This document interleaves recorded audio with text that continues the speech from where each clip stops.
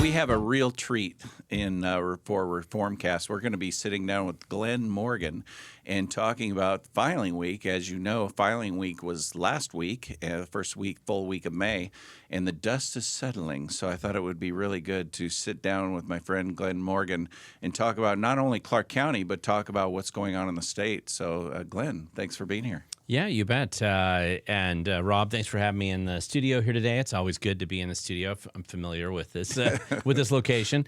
And filing week is a big deal. I mean, this is basically, that year or so beforehand where hopefully people were thinking about whether they're going to run or preparing to run. And this is the week that the rubber hits the road and they have to start that campaign officially. And so there's always lots of surprises and changes all the way up until 5 p.m. on Friday.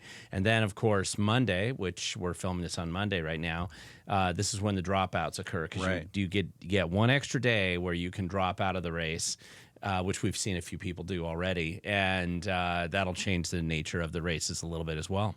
Yeah, no, it's pretty exciting to always see. I don't know what you think about this, but it seems like the activity level up to filing week has been more than what I would think in a non-presidential year. What do you think from a statewide perspective? That's probably true. I think, especially if you're looking at the judges, right, the Supreme Court justices, some of the congressional races this cycle, and also I think because it's related to some of the drama that's spilling out of Olympia, a lot of people are getting. There's obvious problems inside the Democrat Party right now, and so the media might be trying to cover up a lot of those problems. But they're saying like a poly crisis, at the national level, but it's manifesting itself at the state level because it concerns over budgets, money, debt, and also things like fraud investigations and challenges to the voting systems that might come federally, and plus some of these other investigations that are going on. So my guess is that what we're going to see more than anything else is people were paying attention. Because you also had the mayor of Seattle making the news for being just a goofball and weird and this leftist sort of thing, bye-bye to people, the millionaires, the income tax essentially, right? And then the Girls on Sports initiatives coming up. I mean, there's all kinds of motivating reasons that people will be more involved in the political process right now.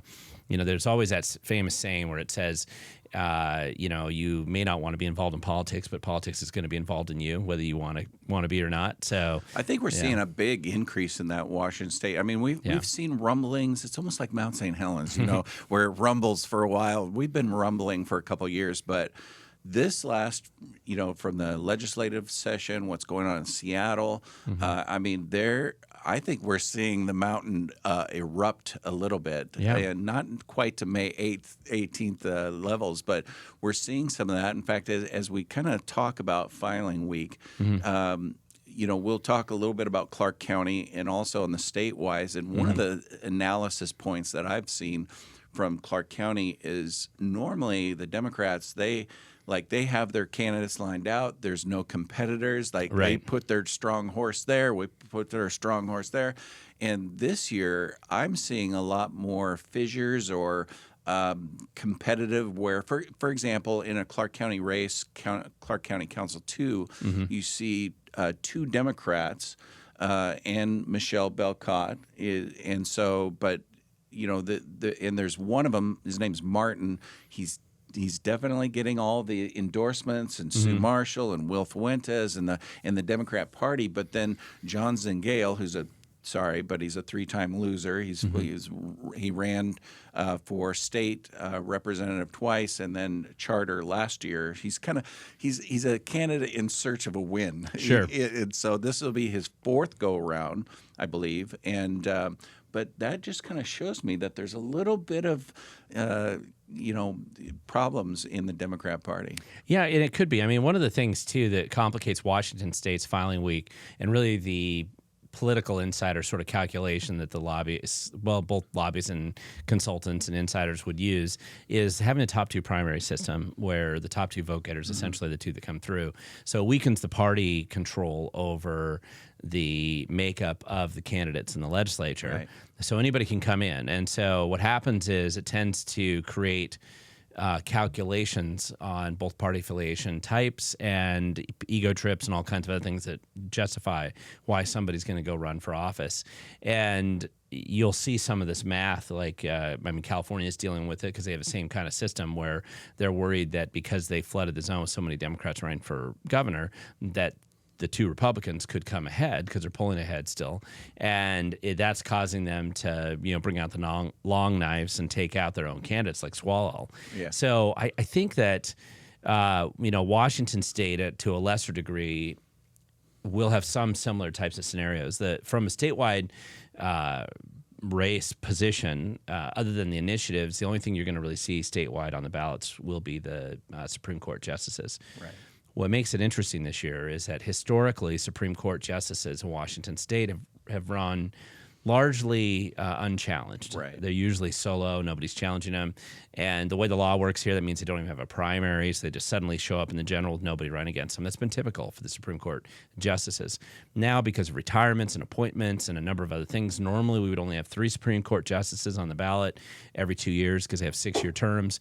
But now what looks like we're going to get is we're going to have 5 of them on the ballot, which is a majority. We only have 9 Supreme Court justices, so 5 of them are going to be on the ballot, and all of them are being challenged. And many of them, most of them, I should say, I just double-checked today, but 2 of the justices, there's 4 candidates in those races. 2 of them, there's 3 candidates in those races, and 1 of them is contested with just 2 different people. That's a big deal. I mean, to go from something that nobody was paying any attention to before to suddenly there's a big mixed bag coming in and running for these positions for judges, that really indicates a much greater attention on the Washington State Supreme Court. Now, some of it's obvious because Let's Go Washington, Brian Haywood's talked about this. Some of the Republicans have also talked about this in the past, like we don't want to have uncontested judicial races anymore based on the obvious bias and the problems we're getting out of the Washington State Supreme Court. But those races will probably draw a lot of attention, and they deserve to draw a lot of attention this cycle. Yeah, the judicial branch has gotten a free pass in Washington for a long time. So, I mean, I'm not expecting that we'll be able to just march up to the front, but I like the signs of life that we're seeing and people getting in and like, wait a minute, maybe we shouldn't just hand these over. Yeah, and to the craziest people we can find, Yeah, absolutely. Yeah. But going back to kind of like the fissures in the Democrat Party that I think is rumbling and it's really my observation, I'm wondering what you think about this, is more about the Marxist wing of the Democrat Party, which is really taken over obviously in other parts like King County and Thurston and all that kind of stuff. But down here in Clark County, it's also very much the case. And I think that we're seeing those infighting. For example, there's another Clark County Council position, District 1, which is City of Vancouver, so it's very much more blue. And there's 4 candidates, and 3 of them, two of them are strong Democrat. One's traditional party, Mike Pond backed, which he's kind of like a guy that's recruited and helped the Democrats down here in Clark County.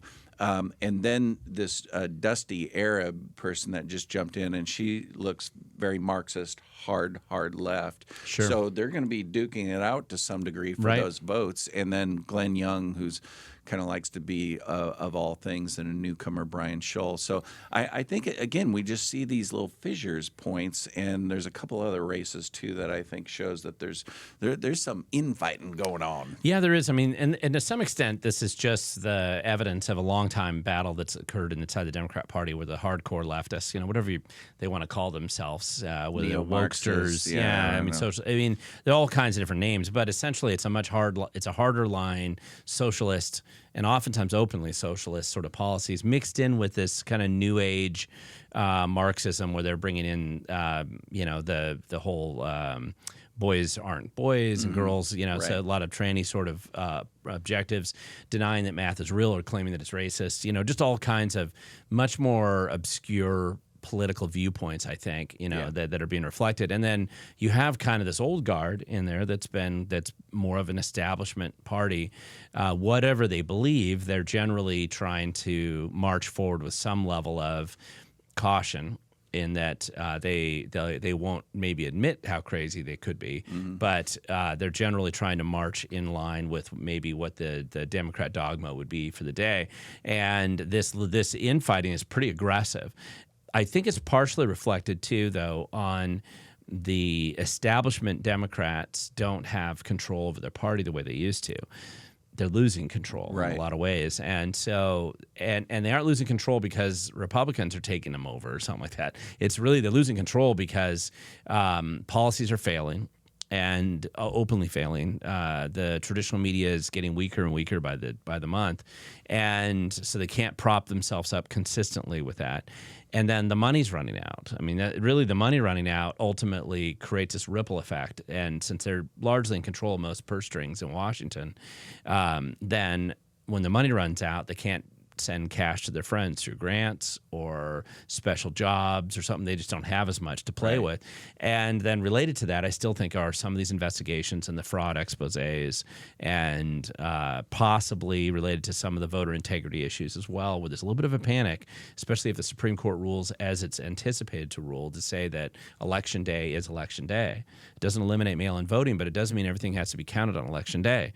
And that's going to substantially change the strategies of how ballots are harvested and collected in our state.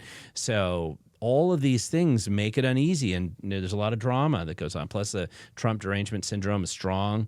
It seems like it's the only defining characteristic left that's consistent in the Democrat Party right now, and it's a weak thing to be, where all you are is opposed to one politician, and people begin to wonder, what do you stand for? And I think very few of them can consistently identify or even answer that question. Yeah. When I look at kind of this landscape, and I know that some of the dust is settling. I mean, again, we as we record this, there's just a few minutes left to see kind of deadline. I don't like think who drops out. Yeah, who drops out. I don't think there's going to be a lot of big changes.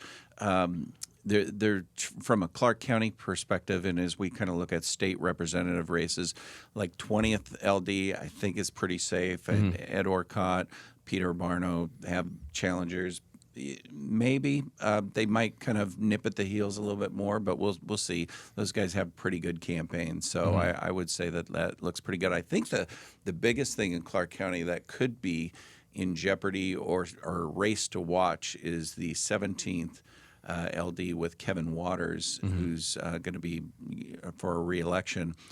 Ben Chrisley, a Democrat that is running. I think they drew another person in there last minute. I don't know much. I don't think he's a strong. He's like, I think I saw pro-gun liberal. And I'm like, whatever that is. Yeah, I'm like, okay. I don't even know what that is anymore. Interesting. Yeah. But I think Ben Chrisley ran for charter review. He is on the charter right now. Pretty ambitious fella who rising star in the Democrat Party. So he's one to watch. I think he actually is going to be pretty aggressive and a veteran background. And so anyway, I think that one, I know that Stephanie McClintock's got Randy Knott, who was a charter person who did not win. She got beaten pretty good in the 5th district, but now she's running for against Stephanie McClintock. You have John Lee with Deacon. I think the biggest one that catches my eye is the Kevin Waters race, and then the drama in the 49th. I don't know if you caught this or not, but a Democrat that's downtown Vancouver. So, downtown Vancouver, which doesn't really. I'm like, yeah, whatever. Like, let them duke it out. But a Democrat who is the Clark County Democrat Women's Chair, defected. Right, and I met her actually. At a women's Sarah, Republican club. She seems great to me. Yeah. So she defected, walked away. In the truest sense, and then they have two other Democrats that are going to be duking it out, Mike Pond and Kim Harless, and so that's going to be that's pop the popcorn and watch that one. That's going to be fun. It is, and it's always interesting if you have a chance to elect a Democrat, and I've worked with a few over the years, right, who got in there as basically common sense Democrats. There's very few left. They usually aren't allowed to survive in the party very long, which is probably why she left, walked away from the party. But to see them actually put their name in the ballot and run, if they run serious campaigns, they can actually make quite a bit of headway, especially in openly partisan races, which is what the legislature would be. If you look around the state, the legislative race is generally to watch, I think. I mean, I do have to go back and just double check all the people who have filed, and you kind of see how it shakes out. But the North Whatcom, which is the 42nd Ledge District, which is all the way up the kind of Canadian border down to just right outside of Bellingham there, that district is usually considered pretty contentious. It's oftentimes decided by 1% or so, and Republicans have been in there recently. The 10th Legislative District is further down, Skagit County, Island County area. That's very contentious, and there's some serious candidates running. Republicans are challenging. And that's a split district because you have a Republican senator in that district. And you also have the 26th Ledge District, which is your Gig Harbor area. That one, again, it's been contentious a lot. Republicans and Democrats back and forth. I anticipate that one to be pretty interesting. And you have a few others out there that look decent, depending on the candidates and how serious they are. Sometimes you have good candidates that jump in and then they just don't run a serious campaign. Right. I hope we don't see that so much this year, but you have situations where that can happen in East Hill, Kent, 47th Ledge District, and in Federal Way. Which is the 30th Ledge District. Those are always races to watch. And up in Snohomish County, there's a couple races as well, in the 44th and just a couple of the Ledge Districts up in that area. We'll see what kind of funding people get, how serious they are with their campaigns, whether you see them really hitting the circuit well. But these races are going to, and the 24th, I'd say on the peninsula, it's always kind of been the holy grail. The Republicans have always wanted to try to pick that up. What I don't see is that the Democrats really doing a very aggressive job trying to go after some of the Republican strongholds. A few, you see them, they'll throw a few people in on the 35th, which is Mason County area. They'll throw a few on the 19th, which is Jim Walsh, and some of those just kind of that. It's a big district, but it's that one along the peninsula there, or along the coastline. And but generally, this is one of those races where the map would favor good Republican challengers in some of these swing districts. And so even if the Democrats lost just 2 or 3 seats in the state house, the impact that has on how they vote in the legislature is pretty significant. So watching how those races stack up and how they shape up is a big deal, and it has the ability to have quite an impact on us. Of course, what people tend to focus on, because it's midterms with Trump in office, and everybody nationally is focused on, do the Republicans retain control in Congress or the Senate? I don't see Washington State, at least with the current voting system and counts that we're seeing right now. I'm not aware of the federal Senate seat likely to change or anything, but there's all 10 congressional districts are on the ballot.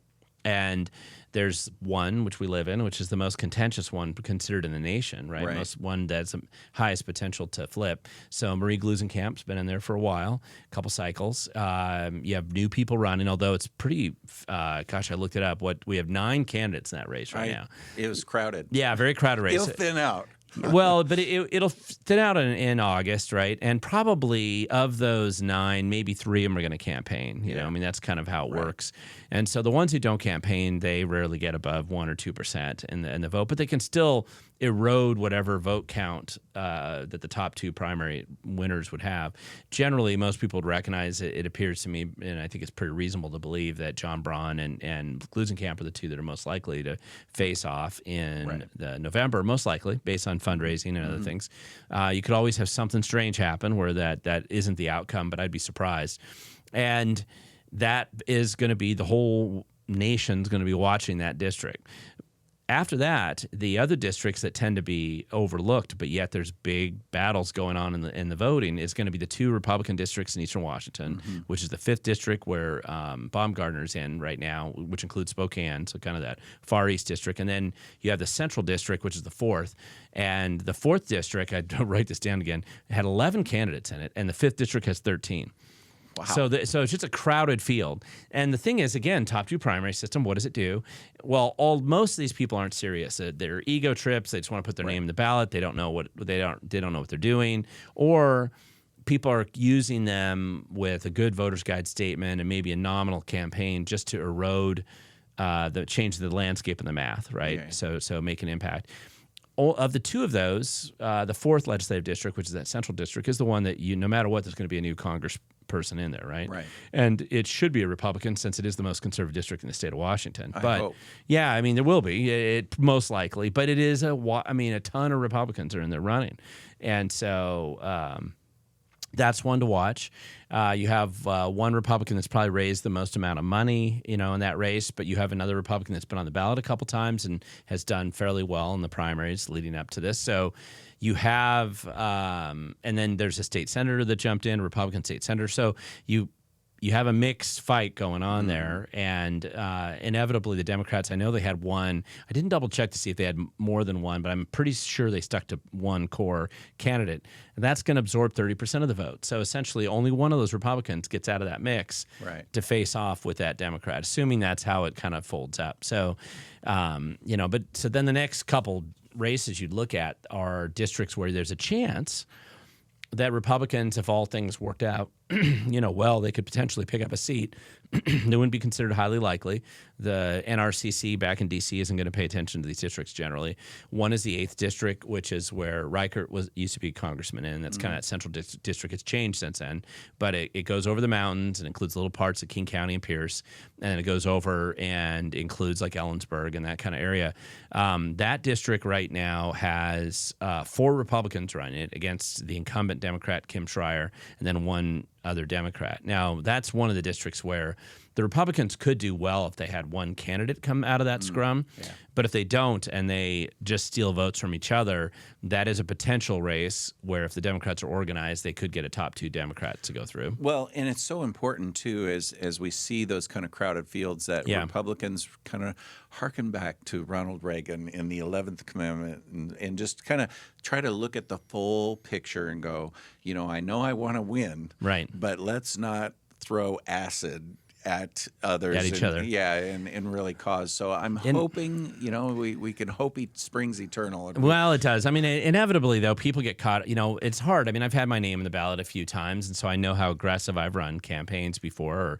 And so what happens is once you get in there, all the emotions quite different, and it's your name on the ballot now. You take it personally. Most people do anyway, and so it becomes very difficult. You lose control, right? There's no way you can have control over it. Now, oftentimes, the more common behavior that I've seen, at least on the Republican side or the conservative side of candidates, if they didn't really think this thing out too much, they didn't really have a plan to win, they didn't really have a plan to run a campaign, they didn't have a plan to fundraise, they flounder along. At most, they go to some speaking engagements, maybe in debates, but they kind of disappear and nobody remembers who they were a few months later. I don't know why people run like that exactly. I mean, I understand sometimes there is I don't never cast aspersions necessarily. People will think, if I don't do it, who will? Or, Jesus told me to run or something. But oftentimes what will happen is that's the majority of those candidates. So majority candidates, and that includes some on the Democrat side too. Right. So it usually will filter out, and you'll get a couple of people coming out of the primary who are at least the 2 most likely to be serious candidates. However, you do have times when because there's so many Republican candidates in there, we've seen this before in the governor's race. I think Culp's was a pretty good example where, that was a crowded field when he ran. He had 4 pretty legitimate Republican candidates that year, which was 2016, if I remember right. And, was that 2020? Sorry, that was 2020. And so suddenly you get, 17% showing in the primaries, enough to get you into the general. Right. Normally, you would say I need 33% or more, but you can split it up so much that it changes the nature of who's likely to come through. So who has the most dedicated support? Well, in people also that jump into these big races that, are really become monsters, and they've never run a campaign, they've never done it before, and they're like, let's run for the Senate, or let's run for, whatever. Yeah. And it's like, man, and then political reality anvil just drops on their head, and it's pretty difficult. But it is. And it's not because everybody's corrupt, and it's not because the system is all corrupt. It's that you didn't do your homework and you didn't pay attention to what the actual process of campaigning is. Like sometimes there'll be people that'll run that have done a pretty good job, digging into the issues, or they're fairly Right. familiar. But they've done nothing to demonstrate why they're more significant or a better choice than the other candidates on the ballot. And when I've done candidate training classes in the past, I've tried to point out that if you can't get 100 people or more, to show up at your kickoff, and you can't raise a decent amount of money, running for Congress is a delusional exercise, because that's not a position that you're just going to win randomly with very little homework and no prep. And if you don't have that many friends, that are willing to come up, why would they vote I mean, it's just unlikely, right? And again, people, there's always exceptions to the rule, and usually the exceptions prove the rule, because they demonstrate that you have some unusual background in some way. You have a lot of money, or you've run a business. Years ago, I remember the candidate who ran for a big city council race in King County, came out of nowhere, but he really wasn't coming out of nowhere. He'd run the softball league in the community. This was Sammamish at the time, and had 40,000 people in his direct contacts in his day one mailing list that he'd known for decades. That's huge. Well, yeah, it was. His kickoff event was 4 times the size of any incumbent who'd been in office for 2 decades, right? They had it in the Seahawks Stadium. Yeah, I mean, it was just, and, obviously not everybody shows up, but suddenly there's all these people, they know you. Yeah. And so they're willing to come out and support you. So again, exception proves the rule, but most people don't have that kind of a network right into this, and yet you need that in order to prevail in those bigger races. Yeah, always, and I always encourage people, start small. I appreciate your ambition. You're wanting to, grab a school board, which actually those can be tougher than other like city council. They can be, but that's a good place to start. It's a good place to start. Yeah. So as we kind of wrap up, Glenn, I'm going to put you on the spot. Yeah. And what kind of predictions as we look into the future here of 2026? What do you think is going to happen? Or what do you? I'll give you permission of what you hope is going to happen, but what do you think is going to come our way? Well, I mean, hope and prediction, are very rarely tied up together, right? And so that's why I gave you an out. No, it's okay, and I don't mind talking about it. Number one, it is pretty early to necessarily make any significant predictions. Washington State has interesting elections in the sense that. From a national perspective, we're basically backwater USA. So the nation doesn't really pay attention to us, with the one exception being the 3rd congressional district. But other than that, we'll largely be ignored. Right. So we aren't going to have generally big influxes of national money. Which I like, actually. Well, it just reduces the likelihood that you're going to have outsized impacts by these outsiders coming in. However, we are influenced by money being shifted by public sector unions, usually for the Democrats, or Tom Steyer type billionaire. I mean, I know he's run for governor of California, but he put a lot of money into Washington state elections over the years. Nick Hanauer, some of these other billionaires. So and the groups they've organized, right? So there's a substantial pot of money on the left that generally is there. It's not spent efficiently. It's usually wasted at a fairly high level in it. When I say wasted, I mean 90% of it gets siphoned off by all the insiders, and it really doesn't go and hit the voters. But nevertheless, it makes an impact and it changes things. I think the Let's Go Washington effort with Brian Haywood, and the fact that we have 2 initiatives on the ballot that poll at about 85-90%. One being that girls to protect girls' sports, and the other one being the parental transparency initiative. And based on the announcement that he had last week, it looks like there'll be a 3rd one. And with the track record that he has of getting signatures to get the initiative on the ballot, I suspect this one will be there. The income tax, which is the repeal the income tax bill. And so all of those indicate, though, a much more significant funding mechanism and seriousness to the campaign that isn't maybe directly linked to the candidates, but it becomes almost the highway on which the candidates can run for those who care about those issues.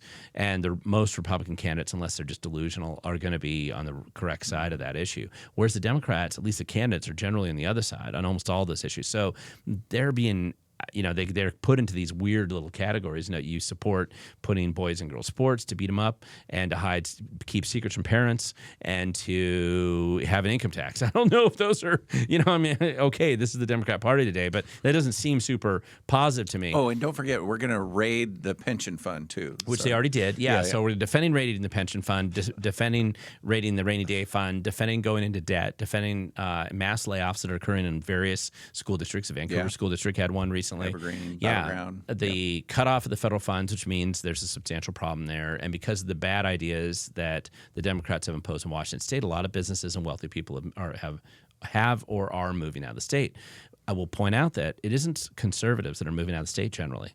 Most of them are actually Democrats or big dollar donors to the Democrat Party. Interesting. And so the vast majority of the big dollar donors to the Democrat Party have been moving to Idaho or moving to Montana or moving to wherever they're moving to, Texas or Florida or some other reason.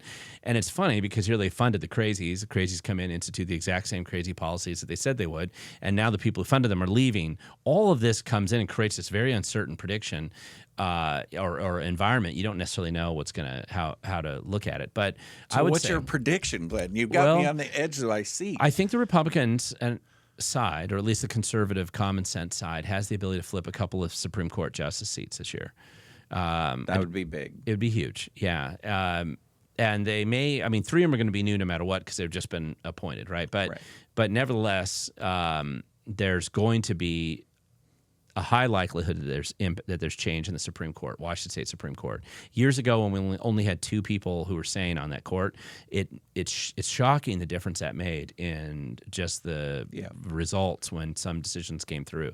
Secondly, I'm paying less attention to the congressional races, but looking at the legislature, I believe the Republicans, with a marginal level of competency, probably can pick up some number of seats in both the House and the Senate. Yeah, turn the tide. Yeah, it doesn't necessarily totally turn the tide, but it does send a pretty strong message. Right. And so the history of when this has happened in the past, and we've watched it happen before, the 2008 to 2014 timeframes were pretty good examples of when we picked up a lot of seats over the Republicans just kept picking up seats, and then suddenly all taxes stopped in Olympia.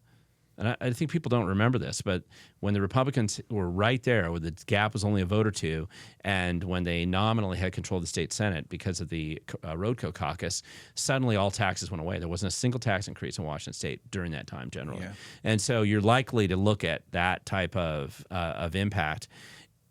I believe that some county races around the state, I've been looking at county auditor races, and I haven't gone back to look now every county and who's filed for sure, but there's going to be a lot of turnover in the county auditors positions, which matters if you care about election integrity. Yeah, we have 4, which is really unusual for these executive positions. Like 2 or 3 of them don't even, have no one filing or running against them. In the auditor, we have 4 people. Right. Because plus you had your longtime incumbent step down, right? So that changes things, and we're seeing that same thing happen in a couple of the counties around the state. That means that ripples out more than just the auditor races in the counties.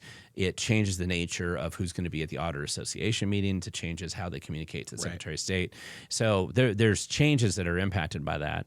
I'm also seeing an influx of people in various county and city races around the state who are coming into it with this idea that they need to have that math is real, that maybe they should not waste so much of the tax dollars. Maybe raising taxes isn't the solution to everything. Public safety is important, et cetera. I see this stuff starting to change. And when you combine that with the problems the Democrats are just having structurally, and the ripple effect from D.C., especially the cutoff of the money, real change is very possible, to happen here. I don't think these things come about because of miracles. They can, but mostly it's hard work. It's a grind. It's the marathon, not the sprint. And for people that come into it prepared and work hard, they don't sit back and get lazy. They're not watching Netflix on a Wednesday night. They're out doorbelling, right? They're not out, clickbaiting through whatever video they're bored with on TikTok, but they're actually out there fundraising. Those people are the ones who are more likely to benefit. I tell people all the time that Election Day is not when you win. You win right now. Like right now, yeah. May and everything that's kind of following. This is where you have to be working hard, positioning, and getting everything ready for it. And so I'm going to make a prediction. So Okay. I'm going to say that, going back to my Mount St. Helens illustration, Okay. that I don't think that we're going to see, the big one, the big eruption. But I do think that we're going, a lot of people don't remember, there was pretty decent eruptions before that as it came awake. I think that we're going to see that. And I see, and part of it's a little hope, but I think it's also political reality of what all the things that you just talked about. Plus, in 2025, Clark County kind of bucked the trend a little bit, saw better results. I think that the momentum of that is going to continue, and hopefully, because as I look at it, we have some pretty good people that have some experience running, and so the potential is always there. Obviously, it could be fraught with danger, and just things could go horribly wrong. But as I look at it, prediction, I think we're going to see a pretty good eruption of Republicans, conservatives, common sense people, even maybe some moderate Democrats that are common sense, kind of who would be Republicans, really by the way they look. I think that we're going to see some pretty good results in that regards. Now, is it going to be the big, flip around, big eruption? I would love it. I would love it, but I don't think so. I think that, as you know, it takes a lot of hard work, and it's going to take several years of cycles to really get us out of the hole that we're in. I think I will make this prediction. If the Republicans do well and pick up a number of seats in the state legislature, I think that you would see 2028 to be a very aggressive improvement in the political posture of conservative, liberty-focused people in the state. I think you would have a really good chance of seeing somebody with a reasonable enough political campaign ability to come in and run a governor's race and some of the statewide office holder races.